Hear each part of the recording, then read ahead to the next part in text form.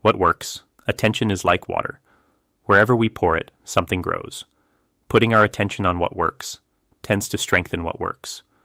Continually dwelling on what is broken, what is lacking, and what does not work rarely brings peace. This is where gratitude enters. The essential question becomes, do we live in the affirmative, grateful for the opportunity to participate in this brief gift of life? Or do we continually feed complaint, dissatisfaction, and discontent? Much of our culture seems to reward dissatisfaction. Advertising tells us we are not enough. Political rhetoric points to enemies. News media often profits by amplifying conflict and fear. It becomes easy to mistake chronic dissatisfaction for wisdom. Yet beneath the ego's endless cravings and fears is a quieter awareness that recognizes the preciousness of this transient moment. We have this brief opportunity to be manifested in this body, to breathe, to love, to learn, and to participate. When we awaken to that sensitivity, we naturally become more careful in our actions, more generous in our speech, and more devoted to living without causing unnecessary harm.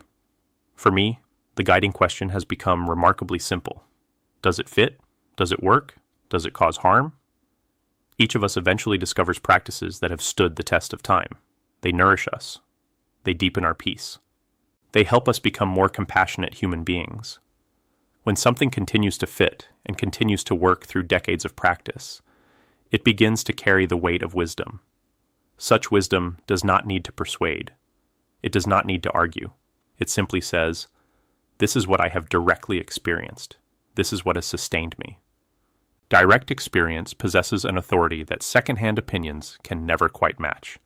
I often recall the guidance of the Benedictine monk, Brother David Steindl-Rast, during a retreat on mindful speech.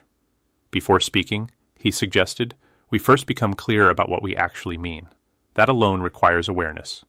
Next, he invited us to ask whether what we are about to say comes from our own direct experience or from something we merely heard from someone else. If it is only second or third-hand information, perhaps silence is the wiser path.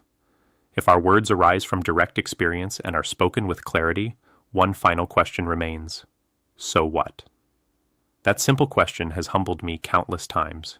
It asks whether our words serve healing or merely satisfy the ego's desire to be heard. Are we speaking to impress, to persuade, or to prove ourselves right? Or are we offering something that may genuinely ease another person's suffering? If we can answer that question honestly, if our intention is to serve, rather than to elevate ourselves, then we may indeed have something worth saying. If not, it may be wiser to return to silence. This is the delicate art of communication.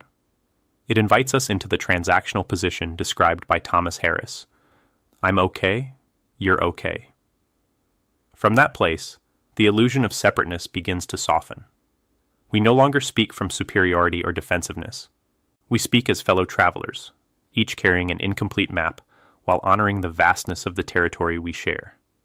Perhaps that is what wisdom finally becomes, not accumulating more opinions, but learning when to speak, when to listen, and when silence itself is the greatest gift. And perhaps gratitude is what makes both speech and silence trustworthy. Direct experience over ideology, gratitude over complaint, and communication in the service of healing rather than hurting.